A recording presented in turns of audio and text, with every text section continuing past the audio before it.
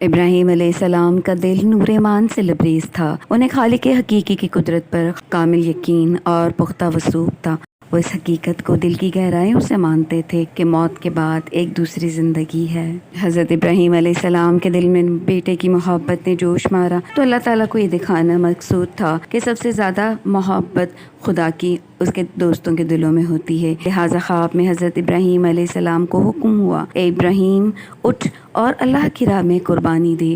مسلسل 3 روز آپ کے ساتھ یہی معاملہ پیش آیا تو آپ نے پہلی اور دوسری مرتبہ اونٹوں کی قربانی دی، مگر جب انہیں تیسری مرتبہ بھی خواب میں یہی اشارہ ہوا تب انہیں یقین ہو گیا کہ یہ محض خواب نہیں بلکہ اللہ تعالیٰ کا حکم ہے۔ اب آپ سوچنے لگے کہ میرے پاس ایسی کون سی عزیز ترین شے ہے اس کی مجھے قربانی کرنی چاہیے۔ ایسی سوچ بچار کے دوران آپ کا دھیان اپنے بیٹے اسماعیل کی طرف چلا گیا، جسے شیر خواری کے عالم میں اس کی ماں کے ساتھ ریگستان چھوڑ آئے تھے۔